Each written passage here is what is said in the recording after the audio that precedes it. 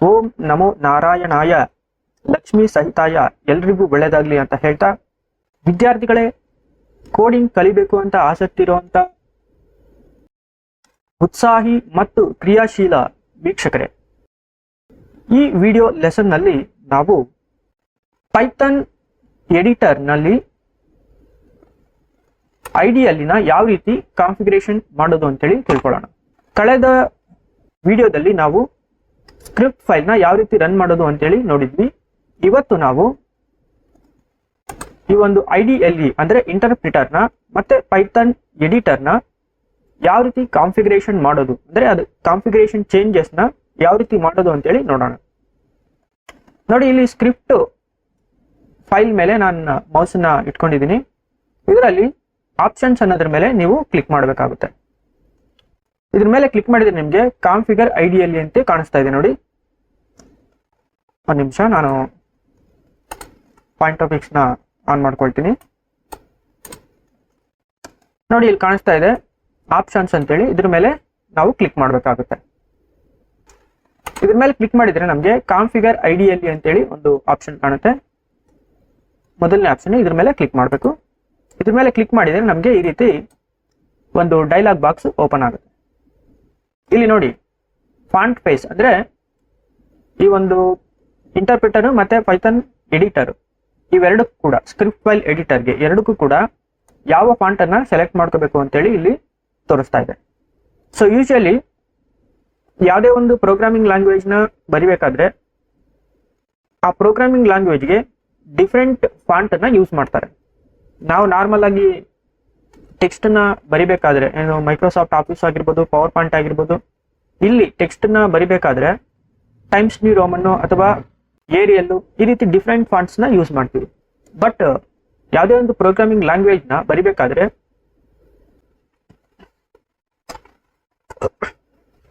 ಅದಕ್ಕೆ ಅದರದ್ದೇ ಆದಂತ ಒಂದು ಫಾಂಟ್ ನ ಯೂಸ್ ಮಾಡ್ತಾರೆ. ಇಲ್ಲಿ ಸಾಮಾನ್ಯವಾಗಿ ಯೂನಿವರ್ಸಲ್ ಕೋಡಿಂಗ್ ಫಾಂಟ್ಸ್ ಅಂತೇಳಿ ನಾವು ಕೆಲವು ಫಾಂಟ್ಸ್ ಅನ್ನ ಸೆಲೆಕ್ಟ್ ಮಾಡ್ಕೊಳ್ತೀವಿ. ಅದರಲ್ಲಿ ಕನ್ಸೋಲಸ್ ಅಂತೇಳಿ ಒಂದು ಫಾಂಟ್ ಇದೆ, ಅದನ್ನ ನಾವು ಯೂಶಲಿ ಕೋಡಿಂಗಿಗೆ ಬಳಸ್ತೀವಿ. ನೋಡಿ, ಇಲ್ಲಿ ಕನ್ಸೋಲಸ್ ಅಂತೇಳಿ ಕಾಣ್ತಾ ಇದೆ, ಅದನ್ನ ಸೆಲೆಕ್ಟ್ ಮಾಡ್ಕೊಳ್ಳೋಣ.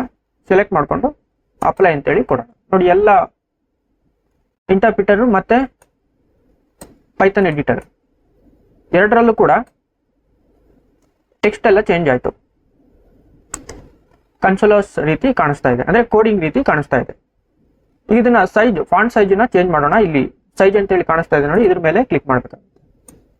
ಇದ್ರ ಮೇಲೆ ಕ್ಲಿಕ್ ಮಾಡಿ ನೀವು ಒಂದ್ ವೇಳೆ ಬೋಲ್ಡ್ ಬೇಕಂದ್ರೆ ಬೋಲ್ಡ್ ಅನ್ನು ಸೆಲೆಕ್ಟ್ ಮಾಡ್ಕೋಬಹುದು. ಬಟ್ ನಾನು ಈಗ ಸದ್ಯಕ್ಕೆ ಸೈಜ್ ಮೇಲೆ ಕ್ಲಿಕ್ ಮಾಡ್ತೀನಿ. ಕೋಡಿಂಗ್ ನ ನಾವು 10 ಇದೆ, 14 ಮಾಡ್ಕೊಳ್ಳೋಣ. 14 ಮಾಡ್ಕೊಂಡು ಅಪ್ಲೈ ಕೊಡೋಣ. ಸೊ ನೋಡಿ, ಯಾವ ರೀತಿ ನೀಟಾಗಿ ಕಾಣ್ತಾ ಇದೆ ಕೋಡಿಂಗ್. ನೀವು ಕೂಡ ಕ್ಲೀನ್ ಆಗಿ ಅಬ್ಸರ್ವ್ ಮಾಡಬಹುದು.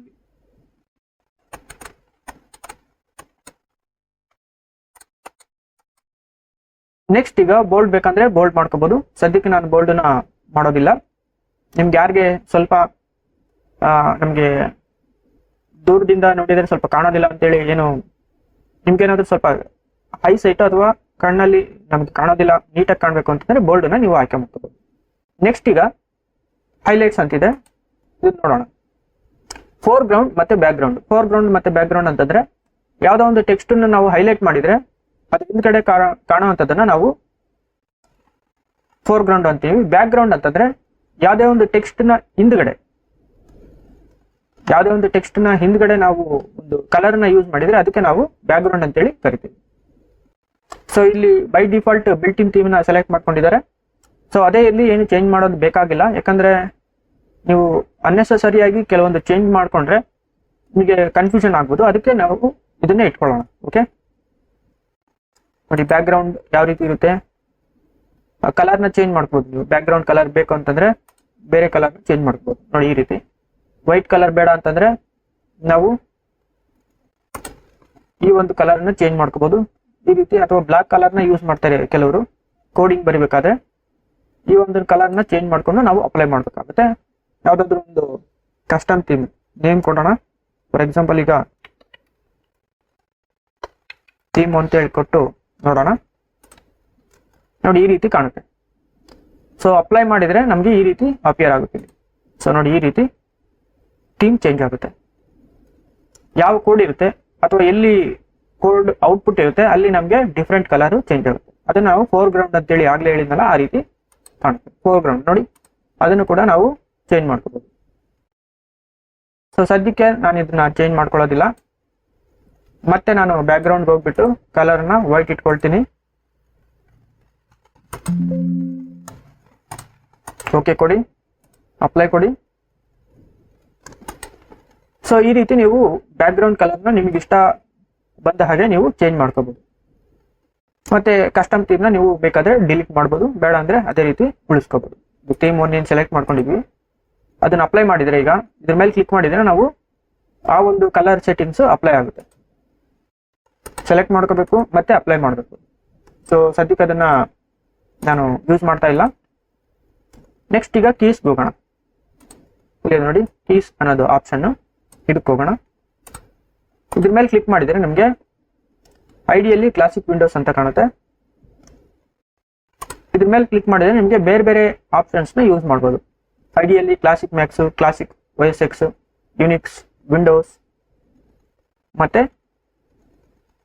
ಮಾಡ್ರನ್ ಯುನಿಕ್ಸ್, ಈ ರೀತಿ ಡಿಫ್ರೆಂಟ್ ಕೀ ಸೆಟ್ನ ನೀವು ಯೂಸ್ ಮಾಡ್ಕೋಬಹುದು. ಕೀ ಸೆಟ್ ಅಂತಂದ್ರೆ ಏನಪ್ಪಾ ಅಂತಂದ್ರೆ combination of short cut keys, key plus home, control plus key. So for example ಈಗ ನಾವು ಕಾಪಿ ಮಾಡ್ಲಿಕ್ಕೆ ಕಂಟ್ರೋಲ್ ಪ್ಲಸ್ ಸಿ ನ ಯೂಸ್ ಮಾಡ್ತೀವಿ, ಪೇಸ್ಟ್ ಮಾಡ್ಲಿಕ್ಕೆ ಕಂಟ್ರೋಲ್ ಪ್ಲಸ್ ವಿ ನ ಯೂಸ್ ಮಾಡ್ತೀವಿ. ಸೊ ಅದೇ ರೀತಿ ಡಿಫ್ರೆಂಟ್ ಕಾಂಬಿನೇಷನ್ಸ್ ನ ಯೂಸ್ ಮಾಡಿಕೊಳ್ಳೋದಕ್ಕೆ ನಾವು ಕೀ ಸೆಟ್ ಅಂತೇಳಿ ಕರಿತೀವಿ. ಸೊ ಇದನ್ನ ಬಹಳಷ್ಟು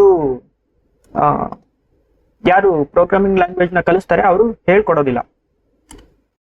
ಇದು ಯಾಕೆ ಇಂಪಾರ್ಟೆಂಟ್ ಆಗುತ್ತೆ ಅಂತಂದ್ರೆ ನೋಡಿ, ನೀವು ಯಾವುದೋ ಒಂದು ಕಂಪ್ಯೂಟರ್ ಅಲ್ಲಿ ಬಹಳಷ್ಟು ಅಪ್ಲಿಕೇಶನ್ಸ್ ನ ಯೂಸ್ ಮಾಡ್ತಾ ಇರ್ತೀವಿ. ಫಾರ್ ಎಕ್ಸಾಂಪಲ್ ಈಗ ನನ್ನನ್ನೇ ತಗೊಳ್ಳಿ, ನಾನು ರೆಕಾರ್ಡ್ ಮಾಡ್ತಾ ಇದ್ದೀನಿ. ರೆಕಾರ್ಡ್ ಮಾಡ್ತಾ ಇದ್ದೀನಿ ಅಂದ್ರೆ ಸ್ಕ್ರೀನ್ ರೆಕಾರ್ಡ್ ಮಾಡ್ತಾ ಇದ್ದೀನಿ ಅಂತಂದ್ರೆ ಆ ರೆಕಾರ್ಡರ್ ಅಪ್ಲಿಕೇಶನ್ ಅಥವಾ ಸಾಫ್ಟ್ವೇರ್ ನ ನಾನೇನು ಯೂಸ್ ಮಾಡ್ತಾ ಇದ್ದೀನಿ ಅದಕ್ಕೆ ಕೆಲವೊಂದು ಶಾರ್ಟ್ ಕಟ್ಸ್ ನ ನಾವು ಯೂಸ್ ಮಾಡ್ತೀವಿ.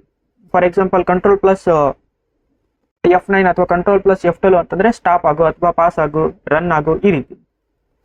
ಈಗ ನಾನು ಸ್ಕ್ರೀನ್ ರೆಕಾರ್ಡ್ ಅನ್ನು ಯೂಸ್ ಮಾಡ್ತಾ ಇದ್ದೀನಿ, ಜೊತೆಗೆ ಇಲ್ಲಿ ಪೈಥಾನ್ ಇಂಟರ್ಪ್ರಿಟರ್ ಮತ್ತೆ ಪೈಥಾನ್ ಎಡಿಟರ್ ನ ಎರಡನ್ನೂ ಓಪನ್ ಮಾಡಿದ್ದೀನಿ. ಒಂದ್ ವೇಳೆ ನಾನೇನಾದ್ರು ಕಂಟ್ರೋಲ್ ಪ್ಲಸ್ F9 ನೋಡಿದ್ರೆ ಇಲ್ಲೇನಾದ್ರೂ ಚೇಂಜಸ್ ಆದ್ರೆ ಮತ್ತೆ ನಿಮ್ಗೆ ಏನಾಗುತ್ತೆ, ಮೈನ್ ಅಪ್ಲಿಕೇಶನ್ ಏನ್ ಸ್ಕ್ರೀನ್ ರೆಕಾರ್ಡರ್ ರನ್ ಆಗ್ತಿರುತ್ತೆ ಅದಕ್ಕೆ ಇಂಟರಪ್ಟ್ ಆಗುತ್ತೆ. ಸೊ ಒಂದು ಅಪ್ಲಿಕೇಶನ್ ಕೀ ಕಾಂಬಿನೇಷನ್ ಇನ್ನೊಂದು ಅಪ್ಲಿಕೇಶನ್ ಕೀ ಕಾಂಬಿನೇಷನ್ಗೆ ಕೊಲೈಡ್ ಆದಾಗ ಏನಾಗುತ್ತೆ, ಇಂಟರಪ್ಟ್ ಆಗುತ್ತೆ. ಒಂದು ಅಪ್ಲಿಕೇಶನ್ ಯಾವ್ದು ಮೈನ್ ಯೂಸ್ ಆಗ್ತಿರುತ್ತೆ ಅದು ಇಂಟರಪ್ಟ್ ಆಗ್ಬಿಟ್ಟು ನಿಮ್ಗೆ ಅದ್ರದ್ದು ಏನು ಕೀ ಕಾಂಬಿನೇಷನ್ ವರ್ಕ್ ಇರುತ್ತೆ ಅದು ಅಪ್ಲೈ ಆಗ್ಬಿಟ್ಟು ಆ ಒಂದು ಕೆಲಸ ಏನಾಗುತ್ತೆ, ಸ್ಥಗಿತ ಆಗುತ್ತೆ ಅಥವಾ ಇಂಟರಪ್ಟ್ ಆಗುತ್ತೆ. ಸೊ ಇಂಟರಪ್ಟ್ ಅಂತಂದ್ರೆ ಮಧ್ಯದಲ್ಲಿ ಡಿಸ್ಟರ್ಬ್ ಆಗುವಂಥದ್ದು. ಈಗ ಉದಾಹರಣೆಗೆ ಕಂಟ್ರೋಲ್ ಪ್ಲಸ್ F9 ನೋಡಿದ್ರೆ ಇಲ್ಲಿ ರನ್ ಆಗೋ ಅಂತೇಳಿ ನಾನೇನಾದ್ರು ಕೀನ ಅಡ್ಜಸ್ಟ್ ಮಾಡ್ಕೊಂಡಿದ್ದೀನಿ. ಇದು ಪೈಥಾನ್ ಎಡಿಟರ್ ಅಲ್ಲಿ ನಾನು ಕಂಟ್ರೋಲ್ ಪ್ಲಸ್ F9 ನೋಡಿದ ತಕ್ಷಣ ಸ್ಕ್ರೀನ್ ರೆಕಾರ್ಡ್ ಏನಾಗುತ್ತೆ, ಸ್ಟಾಪ್ ಆಗ್ಲಿಕ್ಕೆ ನಾನು ಕಂಟ್ರೋಲ್ ಪ್ಲಸ್ F9 ನೋಡಿದ್ರೆ ಸ್ಕ್ರೀನ್ ರೆಕಾರ್ಡರು ಸ್ಟಾಪ್ ಆಗುತ್ತೆ. ಯಾಕಂದ್ರೆ ಮೈನ್ ಸ್ಕ್ರೀನ್ ರೆಕಾರ್ಡರು ಎಲ್ಲ ಅಪ್ಲಿಕೇಶನ್ಗಳ ಮುಂದೆ ಅಂದ್ರೆ in front of all the applications main ಆಗಿ ವರ್ಕ್ ಆಗ್ತಿರುತ್ತೆ. ಸೊ ಅದನ್ನೇ ನಾವು ಸ್ಟಾಪ್ ಮಾಡಿದಂಗೆ ಆಗುತ್ತೆ. ಸೊ ಅದಕ್ಕೋಸ್ಕರ ಏನ್ ಮಾಡ್ಬೇಕು, ಡಿಫ್ರೆಂಟ್ ಅಪ್ಲಿಕೇಶನ್ಸ್ಗೆ ಡಿಫ್ರೆಂಟ್ ಕೀ ಕಾಂಬಿನೇಷನ್ಸ್ ನ ಯೂಸ್ ಮಾಡಬೇಕು. ಸೊ ಅದಕ್ಕೋಸ್ಕರ ಯಾವ್ದಾದ್ರು ಒಂದು ಅಪ್ಲಿಕೇಶನ್ಸ್ ನ ಯೂಸ್ ಮಾಡ್ತಿದ್ರೆ ನೀವು ಬೇರೆ ಒಂದು ಅಪ್ಲಿಕೇಶನ್ಸ್ಗೆ ಈಗ ಆಲ್ರೆಡಿ ಯೂಸ್ ಮಾಡಿರುವಂತ ಕೀ ಕಾಂಬಿನೇಷನ್ ನ ಬಿಟ್ಟು ಬೇರೆದನ್ನ ಯೂಸ್ ಮಾಡಬೇಕಾಗುತ್ತೆ. ಸೊ ಅದಕ್ಕೋಸ್ಕರ ಇವರು ಈ ಒಂದು ಆಪ್ಷನ್ಸ್ ನ ಕೊಟ್ಟಿದ್ದಾರೆ, ಕೀಸ್ ಅಂತ ಹೇಳ್ಬಿಟ್ಟು. ನೀವು ನೋಡ್ಬೋದು key home, control plus key, next ಈಗ Alt plus key plus U, ಅಂದ್ರೆ ಡಿಫ್ರೆಂಟ್ ಕೆಲವು ಸಲ ಎರಡೆರಡು ಅಥವಾ ಮೂರು ಕೀಸ್ ನಾವು ಯೂಸ್ ಮಾಡ್ಬೋದು. ಸೊ ಇದು ಸದ್ಯಕ್ಕೆ ನಾನು ಇದನ್ನೇನು ಚೇಂಜ್ ಮಾಡ್ತಾ ಇಲ್ಲ, ಅಥವಾ ನನಗೆ ಅವಶ್ಯಕತೆ ಬಂದಾಗ ನಾನು ಚೇಂಜ್ ಮಾಡ್ಕೋಬಹುದು.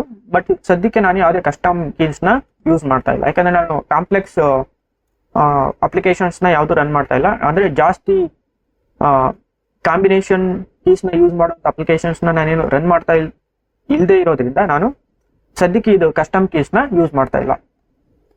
ಬಟ್ ಈ ವಿಚಾರ ನಿಮಗೆ ಗೊತ್ತಿಲ್ಲ ಅಂತೇಳಿ ತಿಳಿಸ್ತಾ ಇದ್ದೀನಿ. ನೆಕ್ಸ್ಟ್ ಈಗ ವಿಂಡೋಸ್ ಹೋಗೋಣ. ವಿಂಡೋಸ್ ಅಲ್ಲಿ ನೋಡಿ ಅಟ್ ಸ್ಟಾರ್ಟ್ಅಪ್ ಅಂತಂದ್ರೆ ಈಗ ನಾನು ಹೇಳಿದೆ, ಈ ಸ್ಟಾರ್ಟ್ ಮೇಲೆ ಕ್ಲಿಕ್ ಮಾಡಿಬಿಟ್ಟು ಪೈಥಾನ್ ಐಡಿಯಲ್ಲಿ ಏನಿದೆ ಇಂಟರ್ಪ್ರಿಟರ್ ಮೇಲೆ ಕ್ಲಿಕ್ ಮಾಡಿದ ತಕ್ಷಣ ನಮಗೆ ಇಷ್ಟೇ ಸೈಜಿಂದು ಒಂದು ಇಂಟರ್ಪ್ರಿಟರ್ ಓಪನ್ ಆಗುತ್ತೆ. ಇಷ್ಟೇ ನೋಡಿ, ಇಷ್ಟೇ ಸೈಜ್ ಇರುತ್ತೆ ಅದು, ಅಥವಾ ಇದಕ್ಕಿಂತ ಕಡಿಮೆ ಇರುತ್ತೆ. ಬೈ ಡಿಫಾಲ್ಟ್ ಇಷ್ಟ ಸ್ಕ್ರೀನ್ ಇರೋಂಥ ಅಪ್ಲಿಕೇಶನ್ ಲಾಂಚ್ ಆಗುತ್ತೆ. ಆದರೆ ಅದನ್ನು ನೀವು ಚೇಂಜ್ ಮಾಡ್ಕೋಬಹುದು. ಹೈಟ್ ಅಂಡ್ ವಿಡ್ತ್ ಅಂತಿದೆ ನೋಡಿ, ಇಲ್ಲಿ ವಿಡ್ತ್ ಮತ್ತೆ height. At start of open shell window ಅಂತಿದೆ ನೋಡಿ. ಇಲ್ಲಿ 2 ಅಪ್ಲಿಕೇಶನ್ಸ್ ಇದೆ, ಒಂದು ಓಪನ್ ಶೆಲ್ ವಿಂಡೋ, ಇನ್ನೊಂದು ಓಪನ್ ಎಡಿಟ್ ವಿಂಡೋ ಅಂತಿದೆ. ಓಪನ್ ಶೆಲ್ ವಿಂಡೋ ಅಂತಂದ್ರೆ ಇದು ಇಂಟರ್ಪ್ರಿಟರ್. ನೀವು ಪೈಥಾನ್ ಐಡಿಯಲ್ಲಿ ಕ್ಲಿಕ್ ಮಾಡಿದ ತಕ್ಷಣ ಯಾವ್ದು ಓಪನ್ ಆಗಬೇಕು, ಇಂಟರ್ಪ್ರಿಟರ್ ಓಪನ್ ಆಗಬೇಕಾ ಅಥವಾ ಎಡಿಟರ್ ಓಪನ್ ಆಗಬೇಕಾ ಅಂತೇಳಿ ಈ ಒಂದು ಆಪ್ಷನ್. ಓಕೆ, ಇಲ್ಲಿ ಬೈ ಡಿಫಾಲ್ಟ್ ಶೆಲ್ ವಿಂಡೋ ಅಂತಿದೆ, ಅಂದ್ರೆ ಇಂಟರ್ಪ್ರಿಟರ್ ಫಸ್ಟ್ ಓಪನ್ ಆಗುತ್ತೆ. ಇಂಟರ್ಪ್ರಿಟರ್ ಓಪನ್ ಆದ್ಮೇಲೆ ನಾವು ಫೈಲ್ ಅನ್ನೋದ್ರ ಆಪ್ಷನ್ ಮೇಲೆ ಕ್ಲಿಕ್ ಮಾಡಿಬಿಟ್ಟು ನ್ಯೂ ಫೈಲ್ ನ ಕ್ರಿಯೇಟ್ ಮಾಡಿದ್ರೆ ಆವಾಗ ನಮಗೆ ಪೈಥಾನ್ ಎಡಿಟರ್ ಓಪನ್ ಆಗುತ್ತೆ. ಸೊ ಇಲ್ಲಿ ನಾವು ಓಪನ್ ಎಡಿಟ್ ವಿಂಡೋ ಅಂತೇಳಿ ಸೆಲೆಕ್ಟ್ ಮಾಡ್ಕೊಂಡ್ರೆ ನಾವು ಸ್ಟಾರ್ಟ್ ಮೆನು ಮೇಲೆ ಕ್ಲಿಕ್ ಮಾಡಿ ಪೈಥಾನ್ ಐಡಿಎಲ್ಇ ಮೇಲೆ ಕ್ಲಿಕ್ ಮಾಡಿದ ತಕ್ಷಣ ನಮ್ಗೆ ಏನಾಗುತ್ತೆ, ಈ ಪೈಥಾನ್ ಎಡಿಟರ್ ಮುಂಚೆನೆ ಓಪನ್ ಆಗುತ್ತೆ. ಇಂಟರ್ಪ್ರಿಟರ್ ಓಪನ್ ಆಗಲ್ಲ. ಇಂಟರ್ಪ್ರಿಟರ್ ಬದಲು ನಮಗೆ ಈ ಪೈಥಾನ್ ಎಡಿಟರ್ ಏನಿದೆಯಲ್ಲ, ಅಂದ್ರೆ ಸ್ಕ್ರಿಪ್ಟ್ ಫೈಲ್ ಎಡಿಟರ್, ಇದು ಓಪನ್ ಆಗುತ್ತೆ. ಇದು ಓಪನ್ ಆಗಿದ ತಕ್ಷಣ ನಾವು ನಮಗೆ ಬೇಕಾಗಿರುವಂತ ಪೈಥಾನ್ ಪ್ರೋಗ್ರಾಮಿಂಗ್ ಅಥವಾ ಕೋಡಿಂಗ್ಸ್ ನಾವು ಬರೆದ್ಬಿಟ್ಟು ರನ್ ಮಾಡಿದ್ರೆ ಆ ರಿಸಲ್ಟ್ ನ ತೋರಿಸ್ಲಿಕ್ಕೆ ಈ ಪೈಥಾನ್ ಇಂಟರ್ಪ್ರಿಟರ್ ರಿಸಲ್ಟ್ ನ ತೋರಿಸ್ಲಿಕ್ಕೆ ನಾವೇನ್ ರನ್ ಮಾಡ್ತೀವಿ, ರನ್ ಮಾಡಿದಾದ್ಮೇಲೆ ಇದು ಓಪನ್ ಆಗುತ್ತೆ. ಸೊ ಡಿಫ್ರೆನ್ಸ್ ಗೊತ್ತಾಯ್ತಲ್ಲ. ಫಸ್ಟ್ ಈಗ ಸದ್ಯಕ್ಕೆ ನಾವು ಓಪನ್ ಶೆಲ್ ವಿಂಡೋ ಅಂತೇಳಿ ಆಪ್ಷನ್ ಇದೆ, ಇದನ್ನ ಸೆಲೆಕ್ಟ್ ಮಾಡ್ಕೊಂಡಿದ್ದೀವಿ.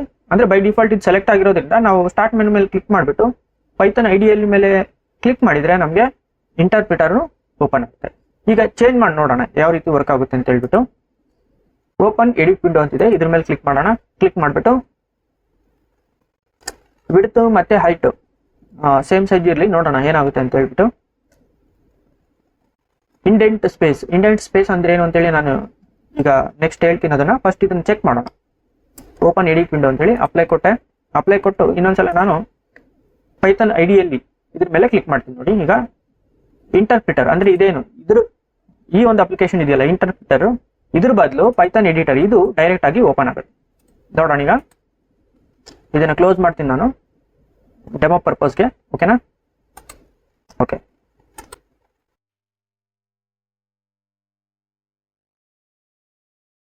ಓಪನ್ ಎಡಿಟ್ ವಿಂಡೋ ಅಂತಿದೆ ನೋಡಿ, ಸೇಮ್ ಅಪ್ಲಿಕೇಶನ್. ಈಗ ಸ್ಟಾರ್ಟ್ ಮೆನು ಮೇಲೆ ಹೋಗ್ಬಿಟ್ಟು ಪೈಥಾನ್ ಐಡಿಎಲ್ಇ ಇದ್ರ ಮೇಲೆ ಕ್ಲಿಕ್ ಮಾಡೋಣ. ಸೊ ಕ್ಲಿಕ್ ಮಾಡಿದ ತಕ್ಷಣ ನಮಗೆ ನೋಡಿ ಇಲ್ಲಿ ಪೈಥಾನ್ ಎಡಿಟರ್ ಓಪನ್ ಆಯ್ತು.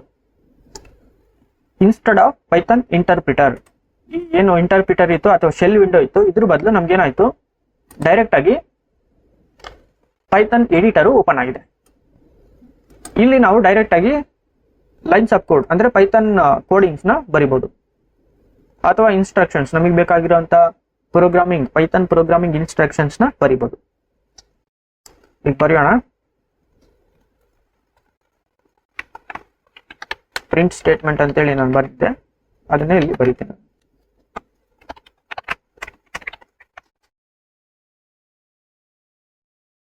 ಈಗ ಮಧ್ಯದಲ್ಲಿ ಈ ಪ್ರಿಂಟ್ ಸ್ಟೇಟ್ಮೆಂಟ್ ನ ಇಡೋಣ. Okay, hello, welcome to Python 3 tutorial.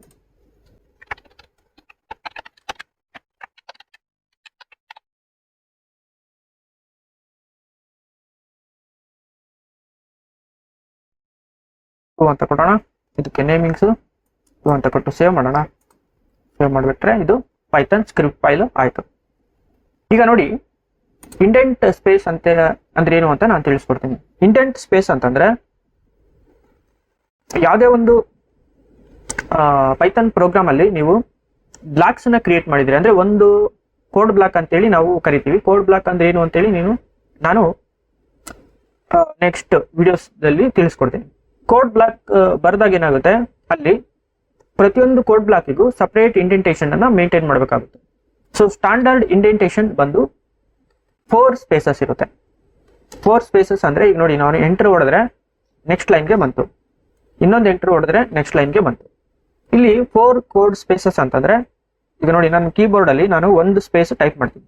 Space ಅಂತಂದ್ರೆ ಸ್ಪೇಸ್ ಬಾರ್, ನೀವೇನು ಕೀಬೋರ್ಡ್ ಯೂಸ್ ಮಾಡ್ಬೇಕಾದ್ರೆ ತಂಬನ್ನು ಯೂಸ್ ಮಾಡ್ತೀರಲ್ಲ, ಈ ತಮ್ಮನ್ನು ಯೂಸ್ ಮಾಡಿಬಿಟ್ಟು ಸ್ಪೇಸ್ನ ಕ್ರಿಯೇಟ್ ಮಾಡ್ತೀರಿ ನೋಡಿ, ಒಂದು ವರ್ಡ್ ಬಿಟ್ಟು ಇನ್ನೊಂದು ವರ್ಡನ್ನ ಎಡಿಟ್ ಮಾಡಬೇಕಾದ್ರೆ ಏನು ಸ್ಪೇಸ್ ಬಾರ್ ಮೇಲೆ ಟೈಪ್ ಮಾಡ್ತೀರಾ ಅದನ್ನೇ ನಾವು ಸ್ಪೇಸ್ ಅಂತೇಳಿ ಕರಿತೀವಿ. ಸೊ ಈಗ ಒಂದು ಸ್ಪೇಸ್ ಪ್ರೆಸ್ ಮಾಡ್ತಾ ಇದ್ದೀನಿ, ಒಂದು ಇಂಡೆಂಟೇಷನ್ ಆಯಿತು. ಇನ್ನೊಂದ್ಸಲ ಸ್ಪೇಸ್ ಮೇಲೆ ಕ್ಲಿಕ್ ಮಾಡ್ತೀನಿ, 2 ಇಂಡೆಂಟೇಷನ್ ಗ್ಯಾಪ್ ಆಯಿತು. ಇನ್ನೊಂದ್ಸಲ ಪ್ರೆಸ್ ಮಾಡ್ತೀನಿ, 3 ಇಂಡೆಂಟೇಷನ್ ಗ್ಯಾಪ್ ಆಯಿತು. ಇನ್ನೊಂದ್ಸಲ ಪ್ರೆಸ್ ಮಾಡ್ತೀನಿ, ಈಗ 4 ಇಂಡೆಂಟೇಷನ್ ಗ್ಯಾಪ್ ಆಗಿದೆ. ಸೊ ಇದನ್ನ ನಾವು ಒಂದು ಸ್ಟ್ಯಾಂಡರ್ಡ್ ಇಂಡೆಂಟ್ ಸ್ಪೇಸ್ ಅಂತೇಳಿ ಕರಿತೀವಿ. ಯಾವುದರಲ್ಲಿ? ಪೈಥಾನ್ ಪ್ರೋಗ್ರಾಮಿಂಗ್ ಲ್ಯಾಂಗ್ವೇಜ್ ಅಲ್ಲಿ. ಇದಕ್ಕೆ ಬೆಸ್ಟ್ ಉದಾಹರಣೆ ತೋರಿಸ್ತೀನಿ ನೋಡಿ. ಫಾರ್ ಅನ್ನೋದು ಒಂದು ಲೂಪ್, ಅದು ಒಂದು ಬ್ಲಾಕ್ ಅನ್ನ ಕ್ರಿಯೇಟ್ ಮಾಡುತ್ತೆ. ಫಾರ್ I in 1 to 10 ಅಂತೇಳಿ ಕೊಡ್ತೀನಿ ನಾನು. 1:10 ಅಂತೇಳಿ ನಾವು ತಗೊಳ್ಳೋಣ.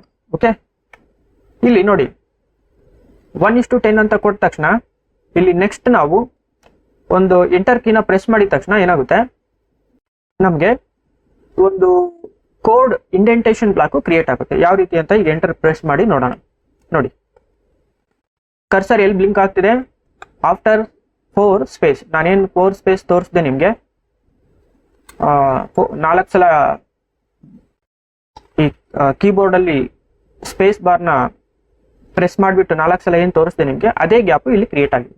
ಸೊ ಇದನ್ನ ನಾವು ಇಂಡೆಂಟ್ ಸ್ಪೇಸ್ ಅಂತೇಳಿ ಕರಿತೀವಿ. By default ಇದೇನಾಗಿರುತ್ತೆ? 4 ಆಗಿರುತ್ತೆ.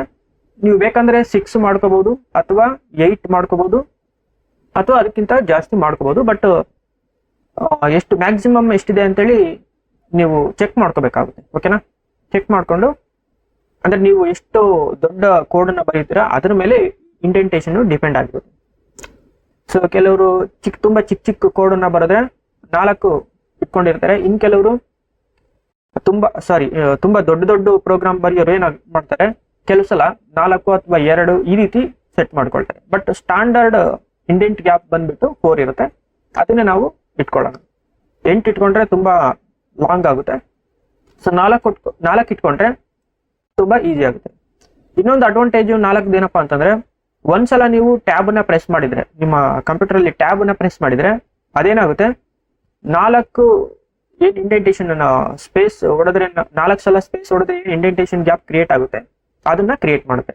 ಅಂತಂದ್ರೆ ಇಲ್ಲಿ ಕೋಡ್ ಬ್ಲಾಕ್ ಅಲ್ಲಿ ನಾನು ಇಲ್ಲಿ ಪ್ರೆಸ್ ಮಾಡಿದ ತಕ್ಷಣ, ಎಂಟರ್ ಹೊಡೆದ ತಕ್ಷಣ ಈ ಒಂದು ಫಾರ್ I in 1 to 10 ಅಂತೇಳಿ ಏನು ಲೈನ್ ಅನ್ನು ಹೊಡೆದ್ಬಿಟ್ಟು, ಇದು ಒಂದು ಕೋಡ್ ಬ್ಲಾಕ್ ಕ್ರಿಯೇಟ್ ಮಾಡುವಂತ ಒಂದು ಕೋಡ್. ಇದು ಮುಂದೆ ನಾನು ಎಕ್ಸ್ಪ್ಲೈನ್ ಮಾಡ್ತೀನಿ ಅದೇನು ಅಂತ ಹೇಳ್ಬಿಟ್ಟು. ಇಲ್ಲಿ ಜಸ್ಟ್ ನಾನು ಎಂಟರ್ ಹೊಡೆದ್ಬಿಟ್ಟು ಎಷ್ಟು ಸ್ಪೇಸ್ ನ ಕ್ರಿಯೇಟ್ ಮಾಡುತ್ತೆ ಅಂತ ತೋರಿಸಿದೆ. ಸೊ ಇಲ್ಲಿ ಎಂಟರ್ ಹೊಡೆದ ತಕ್ಷಣ ಅದು 4 ಸ್ಪೇಸ್ ನ ಕ್ರಿಯೇಟ್ ಮಾಡುತ್ತೆ. ಸೊ ಈ 4 ಸ್ಪೇಸ್ ಏನಿದೆಯಲ್ಲ, ಇದನ್ನ ನಾವು ಟ್ಯಾಬ್ ನಿಂದ ಕೂಡ ಕ್ರಿಯೇಟ್ ಮಾಡಬಹುದು.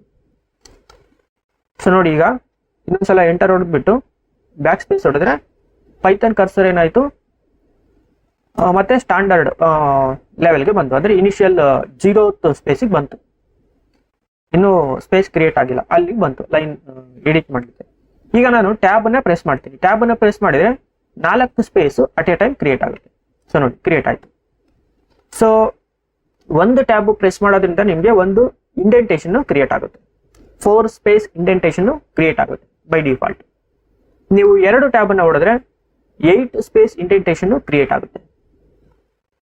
ಸೊ ಹಂಗಾಗಿ ಇವರು 4 ಈಸ್ ಸ್ಟ್ಯಾಂಡರ್ಡ್ ಅಂತೇಳಿ ಮೆನ್ಷನ್ ಮಾಡಿದ್ದಾರೆ. ಅಂದ್ರೆ ಒಂದು ಟ್ಯಾಬ್ ಅನ್ನ ಪ್ರೆಸ್ ಮಾಡಿದ ತಕ್ಷಣ ನಿಮ್ಗೆ ಏನಾಗುತ್ತೆ, ಒಂದು 4 ಸ್ಪೇಸ್ ಇಂಡೆಂಟೇಷನ್ ಕ್ರಿಯೇಟ್ ಆಗ್ಬಿಡುತ್ತೆ. ಸೊ ಅದಕ್ಕೋಸ್ಕರ ಇವರು 4 ಈಸ್ ದ ಸ್ಟ್ಯಾಂಡರ್ಡ್ ಅಂತೇಳಿ ಮೆನ್ಷನ್ ಮಾಡಿದ್ದಾರೆ. ಸೊ ಅದನ್ನೇ ಇಟ್ಕೊಳ್ಳೋಣ ನಾವು. ಓಕೆನಾ? ಒಂದ್ಸಲ ಬ್ಯಾಕ್ ಪ್ರೆಸ್ ಮಾಡಿದ್ರೆ ಈಗ ನಮಗೆ ಒಂದು ಇಂಡೆಂಟೇಷನ್ ಹೋಗುತ್ತೆ. ಇನ್ನೊಂದ್ಸಲ back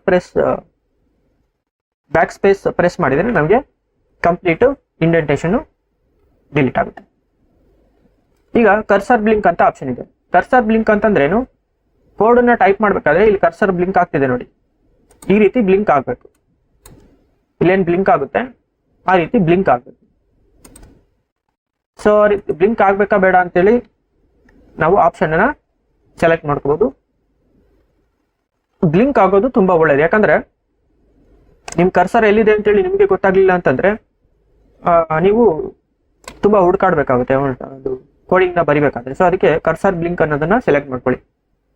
ಕಂಪ್ಲೀಷನ್ಸ್ pop up wait 2000 milliseconds ಅಂತಿದೆ ಬೈ ಡಿಫಾಲ್ಟ್, ಅದನ್ನೇ ಸೆಲೆಕ್ಟ್ ಮಾಡ್ಕೊಳ್ಳಿ. ನೆಕ್ಸ್ಟ್ ಈಗ ಟೈಮ್ ಮ್ಯಾಚ್ ಅಂತಿದೆ, ಟೈಮ್ ಮ್ಯಾಚ್ ಡಿಸ್ಪ್ಲೈಡ್ 500 ಅಂತಿದೆ. ಅಂದ್ರೆ ನೀವು ಟೈಪ್ ಮಾಡಿದ ತಕ್ಷಣ ಅದು ಡಿಸ್ಪ್ಲೇ ಆಗ್ಲಿಕ್ಕೆ ಇಷ್ಟು ಟೈಮ್ ಅಂತ ತಗೊಳುತ್ತೆ. ಸೊ ಅದನ್ನ ಇಲ್ಲಿ ಅವರು ಸೆಲೆಕ್ಟ್ ಮಾಡ್ಕೊಂಡಿದ್ದಾರೆ, ಅದು ಡಿಫಾಲ್ಟ್ ಇರಲಿ. ಫಾರ್ಮ್ಯಾಟ್ ಪ್ಯಾರಾಗ್ರಾಫ್ ಮ್ಯಾಕ್ಸಿಮಮ್ ವಿಡ್ತ್ 72 ಅಂತಿದೆ, ಆದ್ರೆ ಒಂದು ಲೈನಿನ ವಿಡ್ತ್ 72 ಅಂತಿದೆ. ಅದನ್ನ ಚೇಂಜ್ ಮಾಡ್ಕೊಳ್ಳೋಣ, ನಾವು ಬೇಕಿದ್ರೆ 100 ಅಂತ ಇಟ್ಕೋಬಹುದು. 100 ಅಂತ ಹೇಳಿ ಇಟ್ಕೊಂಡು ಅಪ್ಲೈ ಮಾಡೋಣ. Maximum 100 format paragraph maximum width 100 ಅನ್ನ ಸೆಲೆಕ್ಟ್ ಮಾಡ್ಕೊಂಡಿದ್ದೀವಿ. ಸೊ ನಾವು ಎಷ್ಟು ಮ್ಯಾಕ್ಸಿಮಮ್ ಲೆಂತ್ ಅಂದ್ರೆ ಈ ಕೋಡ್ ಇದೆಯಲ್ಲ ಒಂದು ಈ ರೀತಿ ಪೈಥಾನ್ ಪ್ರಿಂಟ್ ಅಂತೇಳಿ, ಇದನ್ನ ನಾವು ಮ್ಯಾಕ್ಸಿಮಮ್ 100 ಕ್ಯಾರೆಕ್ಟರ್ ವರೆಗೂ ಕೂಡ ನಾವು ಎಕ್ಸ್ಟೆಂಡ್ ಮಾಡ್ಕೊಂಡು ಹೋಗ್ಬೋದು. ನೆಕ್ಸ್ಟ್ ಈಗ ಶೆಲ್ ಅಥವಾ ಎಡಿಟರ್ ಅಂತಿದೆ, ಅಂದ್ರೆ ಒಂದು ಇಂಟರ್ಪ್ರಿಟರ್ ಅಥವಾ ಎಡಿಟರ್. ಇಡಿ ಅಂತಂದ್ರೆ ಎಡಿಟರ್. ಇದರ ಆಪ್ಷನ್ ನೋಡೋಣ. Auto squeeze minimum lines 50. Auto squeeze ಅಂತಂದ್ರೆ ಈಗ ಎಲ್ಲ ಒಂದು ನೀವು ಕೋಡಿಂಗ್ ಬರೀತೀರ ಅಂತ ತಿಳ್ಕೊಳ್ಳಿ. ಫಾರ್ ಲೈನ್ ಫಾರ್ ಎಕ್ಸಾಂಪಲ್ ಈಗ ಒಂದು ಬ್ಲಾಕ್ ಆಫ್ ಫೋಲ್ಡರ್ ನ ಕ್ರಿಯೇಟ್ ಮಾಡಿದೀವಿ ಅಂತ ತಿಳ್ಕೊಳ್ಳಿ. ಇದರಲ್ಲಿ ನಿಮ್ಗೆ ಒಂದು 50 ಲೈನ್ಸ್ ಆಫ್ ಕೋಡ್ ಇರುತ್ತೆ ಅಂತ ತಿಳ್ಕೊಳ್ಳಿ. ಈ ಒಂದು ಬ್ಲಾಕ್ ಅಲ್ಲಿ 50 ಲೈನ್ಸ್ ಆಫ್ ಕೋಡ್ ಇದ್ದಾಗ ಈ ಫಾರ್ ಲೂಪ್ ಅನ್ನ ನೀವು ಸ್ಕ್ವೀಸ್ ಮಾಡಬಹುದು. ಸ್ಕ್ವೀಸ್ ಮಾಡಿದ್ರೆ ಏನಾಗುತ್ತೆ, ಆ 50 ಲೈನ್ಸ್ ಆಫ್ ಕೋಡ್ ಒಂದು ಫಾರ್ ಲೂಪ್ ಒಳಗಡೆ ಹೈಡ್ ಆಗುತ್ತೆ. ಯಾವ ರೀತಿ ಅಂತಂದ್ರೆ ನೋಡಿ, ಇಲ್ಲಿ ನಮ್ಗೆ ತೋರಿಸ್ತೀನಿ ನಾನು. ಜಸ್ಟ್ ಈಗ ನಿಮ್ಗೆ ಡೆಮೋ ಪರ್ಪಸ್ಗೆ ತೋರಿಸ್ತೀನಿ ನೋಡಿ. ಇಲ್ಲಿ ನೋಡಿ, ಇಲ್ಲಿ ನಮ್ಮ ಕಂಪ್ಯೂಟರ್ ಅಲ್ಲಿ ದಿಸ್ PC ಅಂತಿದೆ. ಇದ್ರೊಳಗಡೆ 4 ಫೋಲ್ಡರ್ ಇದಾವೆ, ಒಂದು C, D, E ಮತ್ತೆ F. ಇಲ್ಲಿ ನೋಡ್ತಾ ಇದ್ರಲ್ವಾ, 4 ಏನಿದೆ ಫೋಲ್ಡರ್ಸ್ ಇದೆ. ಇಲ್ಲಿ ನೋಡಿ ರೈಟ್ ಸೈಡ್ ನೋಡ್ತಾ ಇರಿ ನೀವು, ದಿಸ್ PC ಅಂತ ಕಾಣಿಸ್ತಾ ಇದೆಯಲ್ಲ, ಇಲ್ಲಿ ತೋರಿಸ್ತೀನಿ ನಾನು. ಇಲ್ಲಿ ದಿಸ್ PC ಅಂತ ಹೇಳಿ ಕಾಣಿಸ್ತಾ ಇದೆ ನೋಡಿ. ಇಲ್ಲಿ ಈ ದಿಸ್ PC ಅನ್ನೋದ್ರ ಮೇಲೆ ಒಂದು ಐಕನ್ ಇದೆ, ಡೌನ್ ಆರೋ ಮಾರ್ಕ್ ಇದೆ. ಇದ್ರ ಕೆಳಗಡೆ 4 ರೈಟ್ ಆರೋ ಮಾರ್ಕ್ ಇಂದ ಡಿಸ್ಪ್ಲೇ ಆಗ್ತಿದೆ, 4 ಫೋಲ್ಡರ್ಸ್. ಈಗ ಇದ್ರ ಮೇಲೆ ನಾನು ಕ್ಲಿಕ್ ಮಾಡಿದ್ರೆ ಅಂದ್ರೆ ಡೌನ್ ಆರೋ ಮಾರ್ಕ್ ಏನಿದೆ ಇದು ದಿಸ್ PC ಅಂತಂದು, ಇದನ್ನ ನಾವು ಬೈ ಡಿಫಾಲ್ಟ್ ನಮ್ಮ ಕೋಡಿಂಗ್ ಅಲ್ಲಿ ಫಾರ್ ಅಂತ ಹೇಳಿ ಕನ್ಸಿಡರ್ ಮಾಡ್ಕೊಳ್ಳೋಣ. ಇದರಲ್ಲಿ ಒಂದು 50 ಲೈನ್ಸ್ ಇದಾವೆ ಅಂತ ತಿಳ್ಕೊಳ್ಳಿ. ಇಲ್ಲಿ ಜಸ್ಟ್ 4 ಫೋಲ್ಡರ್ಸ್ ಇದೆ ಅಷ್ಟೇ, ಇವನ್ನೇ ಲೈನ್ಸ್ ಅಂತ ತಿಳ್ಕೊಳ್ಳಿ. ಯಾವ ರೀತಿ ಹೈಡ್ ಆಗುತ್ತೆ ಅಂತ ನೋಡೋಣ. ನೋಡಿ, ಇದ್ರ ಮೇಲೆ ಕ್ಲಿಕ್ ಮಾಡಿದ್ರೆ ನಮಗೆ 4 ಫೋಲ್ಡರ್ಸ್ ಹೈಡ್ ಆಯ್ತು ಇಲ್ಲಿ, ಹೌದಾ? ಇಲ್ಲಿ ಡಿಸ್ಪ್ಲೇ ಆಗ್ತಿದೆ, ಬಟ್ ಇಲ್ಲಿ ನೋಡಿ 4 ಫೋಲ್ಡರ್ಸ್ ಹೈಡ್ ಆಯ್ತು. ಸೊ ಇದೇ ರೀತಿ ನಿಮ್ಮ ಒಂದು ಕೋಡ್ ಆಫ್ ಬ್ಲಾಕ್ ಅಲ್ಲಿ 50 ಲೈನ್ಸ್ ಇದ್ರೆ ಆ 50 ಲೈನ್ಸ್ ಅಟ್ ಎ ಟೈಮ್ ಏನಾಗುತ್ತೆ, ಸ್ಕ್ವೀಸ್ ಆಗುತ್ತೆ. ಒಂದು ವೇಳೆ 100 ಲೈನ್ಸ್ ಇದ್ರೆ ರಿಮೈನಿಂಗ್ 50 ಲೈನ್ಸ್ ಏನಾಗುತ್ತೆ, ಡಿಸ್ಪ್ಲೇ ಆಗುತ್ತೆ, ಬಟ್ 50 ಲೈನ್ಸ್ ಏನಾಗ್ತವೆ, ಹೈಡ್ ಆಗ್ತವೆ. ಸೊ ಇದಕ್ಕೆ ನಾವು ಸ್ಕ್ವೀಸ್ ಅಂತೇಳಿ ಕರಿತೀವಿ. ಸೊ ಈಗ ಡೌಟ್ ಕ್ಲಿಯರ್ ಆಯ್ತು ಅನ್ಸುತ್ತೆ, ಸ್ಕ್ವೀಸ್ ಅಂದ್ರೆ ಏನು ಅಂತ. ಅದನ್ನ ಮ್ಯಾಕ್ಸಿಮಮ್ ಕಂಟೆಕ್ಸ್ಟ್ ಲೈನ್ಸ್ ಅಂತಿದೆ. ಸೊ ಇದನ್ನ ನೆಕ್ಸ್ಟ್ ನೋಡೋಣ. ಆಟೋ ಸ್ಕ್ವೀಸ್ ಮಿನಿಮಮ್ ಲೈನ್ಸ್ 50 ಅಂತಿದೆ. ಇದನ್ನ ನೀವು ಚೇಂಜ್ ಮಾಡ್ಕೋಬಹುದು. At start of run okay editor preference ಅಂತಿದೆ. ಅಂದ್ರೆ ಈಗ ಒಂದು ಎಡಿಟರ್ನ ನೀವು ಇದು ಮಾಡ್ತೀರಾ, ಎಡಿಟರ್ನ ಕ್ರಿಯೇಟ್ ಮಾಡಿಬಿಟ್ಟು, ಅಂದ್ರೆ ಒಂದು ಸ್ಕ್ರಿಪ್ಟ್ ಫೈಲ್ನ ಕ್ರಿಯೇಟ್ ಮಾಡಿಬಿಟ್ಟು ಇದರಲ್ಲಿ ಕೋಡ್ ಆಫ್ ಲೈನ್ಸ್ ಬರೆದು ನೀವು ರನ್ ಮಾಡೋದಕ್ಕಿಂತ ಮುಂಚೆ ಆಸ್ಕ್ ಫಾರ್ ಸೇವ್ ಅಂತಿದೆ. ಅಂದ್ರೆ ಪ್ರಾಂಪ್ಟ್ ಟು ಸೇವ್ ಅಂತಂದ್ರೆ ಬಿಫೋರ್ ರನ್, ಅಂದ್ರೆ ಇಲ್ಲೇನು ರನ್ ಅಂತ ಒಂದು ಆಪ್ಷನ್ ಕಾಣ್ತಿದೆ, ಇದ್ರ ಮೇಲೆ ಕ್ಲಿಕ್ ಮಾಡಿಬಿಟ್ಟು ರನ್ ಮಾಡ್ಯೂಲ್ ಅಂತೇಳಿ ಒಂದು ಆಪ್ಷನ್ ಕಾಣ್ತಿದ್ರೆ ಇದ್ರ ಮೇಲೆ ಕ್ಲಿಕ್ ಮಾಡಿದ ತಕ್ಷಣ ರನ್ ಆಗ್ಬೇಕಾ, ಅಥವಾ ರನ್ ಮಾಡೋದಕ್ಕಿಂತ ಮುಂಚೆ ಈ ಸ್ಕ್ರಿಪ್ಟ್ ಫೈಲ್ ಏನ್ ಕ್ರಿಯೇಟ್ ಮಾಡಿದರೆ ನೀವು ಎಡಿಟರ್ನ, ಇದನ್ನ ಸೇವ್ ಮಾಡ್ಬೇಕಾ ಬೇಡವಾ ಅಂತೇಳಿ ಈ ಒಂದು ಆಪ್ಷನ್.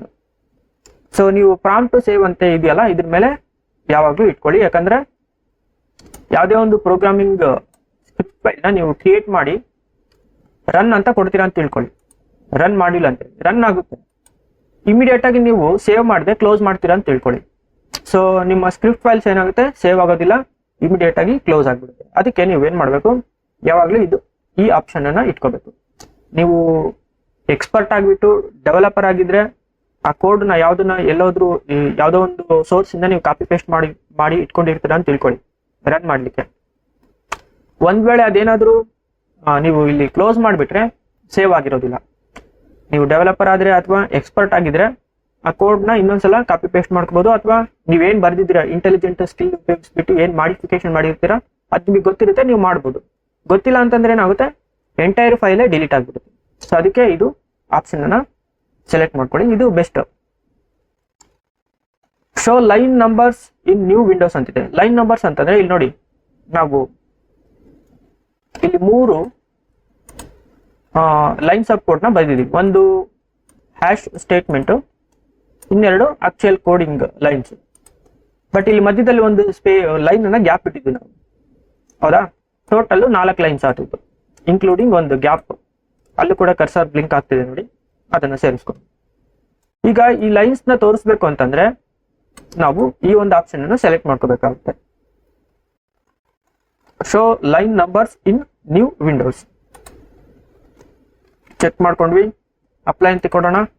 ಅಪ್ಲೈ ಅಂತ ಕೊಟ್ರೆ ನಮ್ಗೆ ನ್ಯೂ ವಿಂಡೋ ಅಂದ್ರೆ ಹೊಸದಾಗಿ ನಾವು ಒಂದು ಎಡಿಟರ್ ನ ಕ್ರಿಯೇಟ್ ಮಾಡಿದ್ರೆ ಅಲ್ಲಿ ಅಪಿಯರ್ ಆಗುತ್ತೆ. ಇವಾಗ ಅಪಿಯರ್ ಆಗೋದಿಲ್ಲ. ತೋರಿಸ್ತೀನಿ ಅದು ಯಾವ ರೀತಿ ಅಂತ ಹೇಳ್ಬಿಟ್ಟು.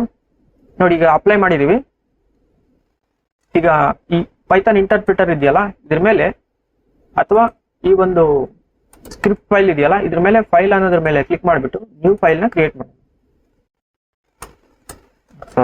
ನ್ಯೂ ಫೈಲ್ ನ ಕ್ರಿಯೇಟ್ ಮಾಡೋಣ ನಾವು. ಸೊ ಇನ್ನು ಕೂಡ ಇದು ಓಪನ್ ಆಗ್ತಾ ಇಲ್ಲ. ಇದನ್ನ ಕ್ಲೋಸ್ ಮಾಡೋಣ. ಮೇನ್ ಸೇವ್ ಮಾಡಿಬಿಟ್ಟು ಈಗ ಅಪ್ಲೈ ಕೊಟ್ಟು show line numbers in new Windows ಅಂತಿದೆ. ಈಗ ಇಲ್ಲಿ ಇಂಟರ್ಪ್ರಿಟರ್, ಪೈಥಾನ್ ಇಂಟರ್ಪ್ರಿಟರ್ ಏನು ಓಪನ್ ಆಗಿದೆ, ಇದರಲ್ಲಿ ಫೈಲ್ ನ ಸೆಲೆಕ್ಟ್ ಮಾಡ್ಕೋಬೇಕು. ಬಟ್ ಅದಕ್ಕಿಂತ ಮುಂಚೆ ಇದನ್ನು ಕ್ಲೋಸ್ ಮಾಡ್ಬೇಕು ಅನ್ಸುತ್ತೆ ನಾವು. ಓಕೆ ಕೊಡೋಣ. ಕ್ಲೋಸ್ ಆಗಿದೆ. ಈಗ ಫೈಲ್ ಮೇಲೆ ಕ್ಲಿಕ್ ಮಾಡಿಬಿಟ್ಟು ನ್ಯೂ ಫೈಲ್ ಓಪನ್ ಮಾಡ್ತೀನಿ ನಾನು. ಓಪನ್ ಮಾಡಿದ ತಕ್ಷಣ ನೋಡಿ, ನೀವು ಇಲ್ಲಿ ಅಬ್ಸರ್ವ್ ಮಾಡ್ಬೋದು 1 ಅಂತೇಳಿ ಕಾಣ್ತಾ ಇದೆ. ಕರೆಕ್ಟ್ ಅಲ್ವಾ? ನೋಡಿ, ಇಲ್ಲಿ ಪೈಥಾನ್ ಎಡಿಟರ್ ಅಲ್ಲಿ 1 ಅಂತೇಳಿ ಲೈನ್ ನಂಬರ್ ಕಾಣ್ತಾ ಇದೆ. ಈಗ ಒಂದ್ 2-3 ಲೈನ್ ನಾವು ಕ್ರಿಯೇಟ್ ಮಾಡೋಣ. ಜಸ್ಟ್ ಹ್ಯಾಶ್ ಸ್ಟೇಟ್ಮೆಂಟ್ ಯೂಸ್ ಮಾಡಿಬಿಟ್ಟು ಕ್ರಿಯೇಟ್ ಮಾಡ್ತಾ ಇದ್ದೀನಿ ನೋಡಿ. ಸೊ ಇಲ್ಲಿ 9 ನಂಬರ್ಸ್ ಕ್ರಿಯೇಟ್ ಆಗ್ತಾ ಹೋಗ್ತಿದೆ. ಈಗ ಒಂದು ಬ್ಲಾಂಕ್ ಲೈನ್ ನ ಕ್ರಿಯೇಟ್ ಮಾಡೋಣ. ನೋಡಿ, ಬ್ಲಾಂಕ್ ಲೈನು, ಮತ್ತೊಂದು ಬ್ಲಾಂಕ್ ಲೈನು, ಮತ್ತೊಂದು ಬ್ಲಾಂಕ್ ಲೈನು, ಈ ರೀತಿ ಕ್ರಿಯೇಟ್ ಮಾಡ್ತಾ ಹೋಗ್ಬೋದು ನಾವು. ಇಲ್ಲಿ ಎಷ್ಟು ಆಕ್ಚುಯಲ್ ಕೋಡ್ಸ್ ಆಫ್ ಲೈನ್ಸ್ ಇದಾವೆ ಅಂತೇಳಿ ನಿಮಗೆ ಡಿಸ್ಪ್ಲೇ ಆಗ್ತಾ ಹೋಗುತ್ತೆ. ಅಥವಾ ಎಷ್ಟು ಲೈನ್ಸ್ ಆಫ್ ಕೋಡ್ ನ ನೀವು ಬರ್ದಿದ್ದೀರಾ ಇನ್ಕ್ಲೂಡಿಂಗ್ ಬ್ಲಾಂಕ್ ಲೈನ್ಸ್, ಅದನ್ನ ಇಲ್ಲಿ ಕೌಂಟ್ ಮಾಡ್ತಾ ಹೋಗ್ಬೋದು ನೀವು. ಆಮೇಲೆ ಸ್ಪೆಸಿಫಿಕ್ ಆಗಿ ಯಾವ ಲೈನ್ ಅಲ್ಲಿ ಎರರ್ ಆಗಿದೆ ಅಂತ ಹೇಳ್ಬಿಟ್ಟು ನೀವು ಚೆಕ್ ಮಾಡ್ಬೋದು. ಈಗ ಒಂದು ವೇಳೆ ಏನಾದ್ರು ಎರರ್ ಆದ್ರೆ, ಎರರ್ ಡಿಸ್ಪ್ಲೇ ಆದಾಗ ಏನಾಗುತ್ತೆ, ಇಂಥದ್ದೇ ಸ್ಪೆಸಿಫಿಕ್ ಲೈನ್ ನಲ್ಲಿ ಎರರ್ ಆಗಿದೆ ಅಂತ ಹೇಳಿ ತೋರಿಸುತ್ತೆ. ನೀವು ಇಲ್ಲಿ ನಂಬರ್ಸ್ ನ ಡಿಸ್ಪ್ಲೇ ಮಾಡದೇ ಇದ್ರೆ ನಿಮ್ಗೆ ಯಾವ ಲೈನ್ ಅಲ್ಲಿ ಎರರ್ ಆಗಿದೆ ಅಂತ ಹೇಳಿ ಗೊತ್ತಾಗೋದಿಲ್ಲ. ನೀವು ಕೌಂಟ್ ಮಾಡ್ತಾ ಕುತ್ಕೋಬೇಕಾಗುತ್ತೆ ಲೈನ್ಸ್, ಪ್ರಿಂಟ್ 1, ಪ್ರಿಂಟ್ ಅಥವಾ ಬೇರೆ ಯಾವ್ದಾದ್ರು ಕೋಡಿಂಗ್ಸ್ ನ. ಅದು ತುಂಬಾ ರಿಸ್ಕಿ ಜಾಬ್. ಅದಕ್ಕೆ ನೀವೇನ್ ಮಾಡ್ಬೇಕು, ಲೈನ್ಸ್ ಆಫ್ ಕೋಡ್ಸ್ ನ ಡಿಸ್ಪ್ಲೇ ಮಾಡ್ತಾ ಹೋಗ್ಬೇಕು. ಅಂದ್ರೆ ಈ ರೀತಿ ಒಂದು ಆಪ್ಷನ್ ಅನ್ನ ನೀವು ಸೆಲೆಕ್ಟ್ ಮಾಡ್ಕೋಬೇಕು. ಅದಕ್ಕೋಸ್ಕರ ನಾನು ಅದನ್ನ ಸೆಲೆಕ್ಟ್ ಮಾಡ್ತೀನಿ. ನೆಕ್ಸ್ಟ್ ಈಗ ನೋಡೋಣ. ಮ್ಯಾಕ್ಸಿಮಮ್ ಕಂಟೆಕ್ಸ್ಟ್ ಲೈನ್ಸ್ 15 ಅಂತಿದೆ. ಸೊ ಅದನ್ನ ಹಾಗೆ ಉಳಿಸ್ಕೊಳ್ಳಿ. ನೆಕ್ಸ್ಟ್ ಈಗ ಎಕ್ಸ್ಟೆನ್ಷನ್ಸ್ ಅಂತಿದೆ, ಇದ್ರ ಮೇಲೆ ಕ್ಲಿಕ್ ಮಾಡೋಣ. ಸೊ ಇಲ್ಲಿ ಎಕ್ಸ್ಟೆನ್ಷನ್ಸ್ ಅಂತಂದ್ರೆ ನಾನು ಪೈಥಾನ್ ಸ್ಕ್ರಿಪ್ಟ್ ಫೈಲ್ ನ ಕ್ರಿಯೇಟ್ ಮಾಡ್ಬೇಕಾದ್ರೆ .py ಎಕ್ಸ್ಟೆನ್ಷನ್ ನ ಯೂಸ್ ಮಾಡಿದೆ. ಅದೇ ರೀತಿ ನೀವು ಬೇರೆ ಬೇರೆ ಎಕ್ಸ್ಟೆನ್ಷನ್ಸ್ ನ ಯೂಸ್ ಮಾಡ್ಬೋದು. ಬಟ್ ಈಗ ಸದ್ಯಕ್ಕೆ ನಾನು ಬೇರೆ ಬೇರೆ ಎಕ್ಸ್ಟೆನ್ಷನ್ಸ್ ನ ಯೂಸ್ ಮಾಡ್ತಾ ಇಲ್ಲ. ಸೊ ಹಂಗಾಗ್ಬಿಟ್ಟು ಇದನ್ನ ಕ್ಯಾನ್ಸಲ್ ಮಾಡ್ಬಿಟ್ಟು ನಾನೇನ್ ಮಾಡ್ತೀನಿ, ಬೇರೆ ಬೇರೆ ಏನ್ ಚೇಂಜಸ್ ನ ಮಾಡಿದೆ ಅದನ್ನೆಲ್ಲ ಸೇವ್ ಮಾಡ್ಬಿಟ್ಟು, ಈಗ ಆಲ್ರೆಡಿ ಸೇವ್ ಆಗಿದೆ. ಸೊ ಜಸ್ಟ್ ಓಕೆ ಅನ್ನೋದ್ರ ಮೇಲೆ ಕ್ಲಿಕ್ ಮಾಡ್ತೀನಿ. ಸೊ ಡಿಲೀಟ್ ಮಾಡೋಣ ಈಗ ಅನ್ಟೈಟಲ್ಡ್ ಸ್ಕ್ರಿಪ್ಟ್ ಫೈಲ್ ನ. ಸೊ ವೀಕ್ಷಕರೇ, ನೋಡಿದ್ರಲ್ಲ ಯಾವ ರೀತಿ ಈ ಒಂದು IDLE ನ ನಾವು ಕಾನ್ಫಿಗರ್ ಮಾಡ್ಬೋದು ಅಂತ ಹೇಳಿ. ತುಂಬಾ ಜನ ಇದನ್ನ ಮಾಡ್ಕೊಂಡಿರಲ್ಲ. ಟೆಕ್ಸ್ಟ್ ಫೈಲ್ಸ್ ಎಲ್ಲ ತುಂಬಾ ಚಿಕ್ಕದಾಗಿರುತ್ತೆ. ಅಂದ್ರೆ ಸ್ಕ್ರಿಪ್ಟ್ ಫೈಲ್ ಲೈನ್ಸ್ ಎಲ್ಲ ಅಂದ್ರೆ ಕ್ಯಾರೆಕ್ಟರ್ಸ್ ಎಲ್ಲ ತುಂಬಾ ಚಿಕ್ಕದಾಗಿ ಕಾಣ್ತಾ ಇರುತ್ತೆ, ಕಣ್ಣಿಗೆ ತುಂಬಾ ಸ್ಟ್ರೆಸ್ ಆಗುತ್ತೆ. ಸೊ ಹಾಗಾಗಿ ಎಡಿಟ್ ಮಾಡ್ಬೇಕಾದ್ರೆ ನೀವು ಈ ಒಂದು ಕಾನ್ಫಿಗರೇಷನ್ ನ ಸೆಟ್ ಮಾಡ್ಕೋಬೇಕಾಗುತ್ತೆ. ಕೆಲವ್ರು ಏನ್ ಮಾಡ್ತಾರೆ, ಕಂಟ್ರೋಲ್ ಮತ್ತೆ ಮೌಸ್ ಇಂದ ಏನು ವೀಲ್ ಇರುತ್ತೆ ಅದನ್ನ ಹಿಂದೆ ಮುಂದೆ ಸರಿಸ್ಕೊಂಡು ಈ ಟೆಕ್ಸ್ಟ್ ಸೈಜಿನ ಇನ್ಕ್ರೀಸ್ ಮಾಡ್ಕೊಳ್ಳೋದು, ಡಿಕ್ರೀಸ್ ಮಾಡ್ಕೊಳ್ತಾರೆ. ಸೊ ಅದನ್ನ ಯಾವಾಗ ಮಾಡ್ಬೇಕಪ್ಪ ಅಂತಂದ್ರೆ, ಯಾವುದೋ ಒಂದು ಸೋರ್ಸ್ ಇಂದ ಕಾಪಿ ಪೇಸ್ಟ್ ಮಾಡ್ಕೊಳ್ತೀರಾ ನೋಡಿ, ಅವಾಗ ಅದನ್ನ ಯೂಸ್ ಮಾಡ್ಕೊಂಡ್ರೆ ಓಕೆ. ಬಟ್ ನೀವು ಪ್ರತಿ ಸಲ ನೀವೇ ಕ್ರಿಯೇಟ್ ಮಾಡ್ಬೇಕಾದ್ರೆ ನೀವು ಈ ರೀತಿ ಕಾನ್ಫಿಗರೇಷನ್ ಅನ್ನ ಮಾಡ್ಕೊಂಡಿದ್ರೆ ಬ್ಯಾಕ್ ಗ್ರೌಂಡ್ ಕಲರ್ನು ಕೂಡ ನೀವು ಬೇಕಿದ್ರೆ ಚೇಂಜ್ ಮಾಡ್ಕೋಬಹುದು. ನಮಗೆ ಪ್ಲೀಸೆಂಟ್ ಕಲರ್ ಇರಬೇಕು, ಡಾರ್ಕ್ ಅಥವಾ ಸೋಲಾರ್ ಗ್ರೀನ್ ಅಥವಾ ಈ ರೀತಿ ಡಿಫ್ರೆಂಟ್ ಬ್ಯಾಕ್ ಗ್ರೌಂಡ್ ಕಲರು ನಮಗೆ ಕಣ್ಣಿಗೆ ತುಂಬಾ ಪ್ಲೀಸೆಂಟ್ ಆಗಿರೋದು ಬೇಕು ಅಂತಂದ್ರೆ ಅದನ್ನು ಕೂಡ ನೀವು ಇದರಲ್ಲಿ ಚೇಂಜ್ ಮಾಡ್ಕೋಬಹುದು. ಯಾವ ರೀತಿ ಅಂತ ನಾನು ನಿಮಗೆ ತೋರಿಸಿದೆ. ಸೊ ಈ ರೀತಿ ನೀವು ಚೇಂಜ್ ಮಾಡ್ಕೊಂತ ಹೋದ್ರೆ ನಿಮಗೆ ಬೇಕಾದ ರೀತಿಯಲ್ಲಿ ನೀವು ಪೈಥಾನ್ ಐಡಿಯಲ್ಲಿನ ನೀವು ಕಾನ್ಫಿಗರ್ ಮಾಡ್ಕೋಬಹುದು. ನಿಮ್ಮ ಕಣ್ಣಿಗೆ ಯಾವ ರೀತಿ ಪ್ಲೀಸೆಂಟ್ ಆಗಿರುತ್ತೆ ಆ ರೀತಿ ನೀವು ಈ ಒಂದು ಎಡಿಟರ್ನ ನೀವು ಸೆಟ್ ಮಾಡ್ಕೋಬಹುದು. ವಿದ್ಯಾರ್ಥಿಗಳೇ ಹಾಗೂ ಕೋಡಿಂಗ್ ಕಲಿಬೇಕು ಅಂತ ಆಸಕ್ತಿ ಇರುವಂತಹ ಕ್ರಿಯಾಶೀಲ ವೀಕ್ಷಕರೇ, ಈ ಒಂದು ವಿಡಿಯೋ ನಿಮಗೆ ಇಷ್ಟ ಆಗಿದೆ ಅಂತೇಳಿ ಭಾವಿಸ್ತೇನೆ. ದಯವಿಟ್ಟು ಈ ವಿಡಿಯೋನ ಲೈಕ್ ಮಾಡಿ, ಶೇರ್ ಮಾಡಿ, ಹಾಗೆ ನಮ್ಮ ಯೂಟ್ಯೂಬ್ ಚಾನಲ್ನ ಸಬ್ಸ್ಕ್ರೈಬ್ ಮಾಡ್ಕೊಳ್ಳೋದನ್ನ ದಯವಿಟ್ಟು ಮರಿಬೇಡಿ. ಮತ್ತೆ ಮುಂದಿನ ವಿಡಿಯೋದಲ್ಲಿ ಹೊಸ ಟಾಪಿಕ್ನೊಂದಿಗೆ ನಿಮ್ಮನ್ನ ಭೇಟಿ ಆಗ್ತೀನಿ. ಅಲ್ಲಿವರೆಗೆ ಧನ್ಯವಾದಗಳು.